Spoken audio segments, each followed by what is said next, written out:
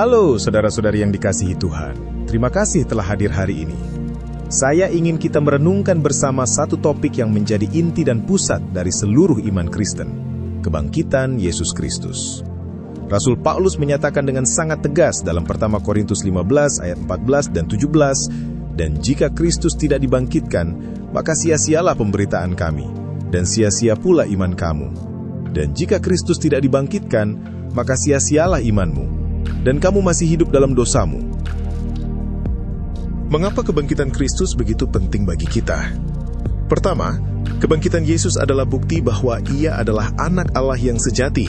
Dalam Roma 1 ayat 4 dikatakan bahwa Yesus dinyatakan sebagai anak Allah dalam kekuasaan oleh kebangkitannya dari antara orang mati.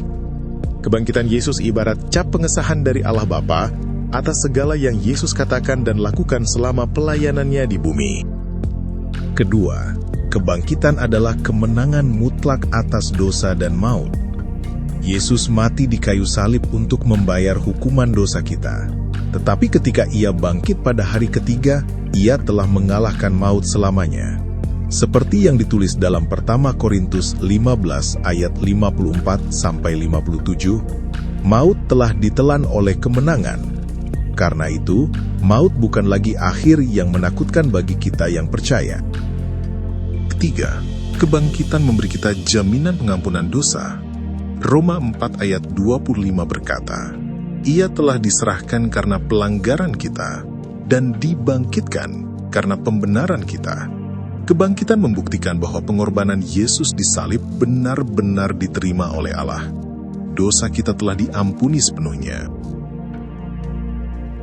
Keempat, kebangkitan adalah jaminan kebangkitan kita sendiri. 1 Korintus 15 ayat 20 menyatakan, "Tetapi yang benar ialah bahwa Kristus telah dibangkitkan dari antara orang mati, sebagai yang sulung dari orang-orang yang telah meninggal." Karena Yesus bangkit sebagai yang sulung, kita yang percaya kepadanya juga akan dibangkitkan kelak dan hidup bersama Dia selama-lamanya. Kelima, kebangkitan memberi kita kuasa baru untuk hidup sekarang. Kuasa yang sama yang membangkitkan Yesus dari kematian bekerja di dalam kita hari ini. Efesus 1 ayat 19 dan 20. Itulah sebabnya, orang Kristen tidak hanya menunggu kehidupan kekal, tetapi dapat hidup dengan kemenangan dan kekuatan rohani di tengah tantangan sehari-hari. Singkatnya, saudara-saudari, kebangkitan Yesus adalah bukti keilahiannya, kemenangan atas dosa dan maut, jaminan pengampunan, harapan hidup kekal, dan sumber kuasa bagi kita saat ini. Bukti historis yang mendukung kebangkitan Yesus. Mungkin ada di antara kita yang bertanya, apakah ini hanya cerita iman atau ada bukti sejarah yang kuat? Jawabannya, ada bukti historis yang sangat kuat. Banyak sarjana sejarah, baik yang Kristen maupun yang skeptis, menggunakan pendekatan yang disebut minimal facts approach. Mereka hanya memakai fakta-fakta yang diakui oleh mayoritas besar ahli sejarah. Apa saja fakta-fakta tersebut? 1. Yesus benar-benar mati disalibkan di bawah pemerintahan Pontius Pilatus. Ini adalah salah satu peristiwa paling terdokumentasi di abad pertama. Didukung bukan hanya oleh Injil dan surat-surat Paulus, tetapi juga oleh sejarawan Romawi Tacitus dan sejarawan Yahudi Flavius Josephus. 2. Kubur Yesus ditemukan kosong hanya beberapa hari setelah penyaliban. Saksi pertama adalah kaum wanita. Dalam budaya Yahudi saat itu, kesaksian wanita dianggap rendah, sehingga mustahil cerita ini dibuat-buat. Pemberitaan kebangkitan dimulai tepat di Yerusalem, di depan kubur itu sendiri. Kalau kubur tidak kosong, musuh-musuh Kristen tinggal menunjukkan mayat Yesus untuk menghentikan gerakan itu, tetapi mereka tidak pernah bisa melakukannya. 3. Para murid mengalami penampakan Yesus yang hidup setelah kematiannya. Dalam 1 Korintus 15 ayat 3-8, Paulus mengutip sebuah pengakuan iman atau creed yang sangat awal, mungkin hanya 2-5 tahun setelah penyaliban. Di sana disebutkan bahwa Yesus menampakkan diri kepada Petrus, kepada ke-12 murid, kepada lebih dari 500 saudara sekaligus, kepada Yakobus, dan akhirnya kepada Paulus sendiri. Sebagian besar sarjana sepakat bahwa para murid benar-benar percaya mereka telah melihat Yesus yang bangkit. 4. Terjadi transformasi radikal pada para murid.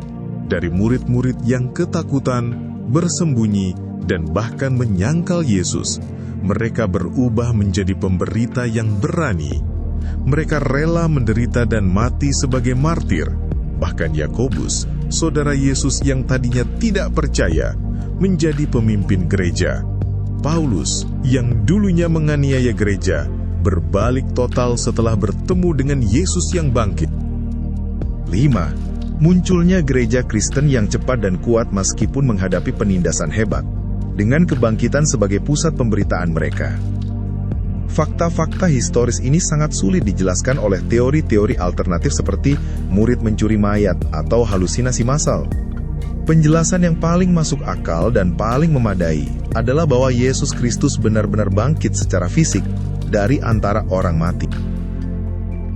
Saudara-saudari terkasih, kebangkitan Yesus bukan sekedar peristiwa di masa lalu.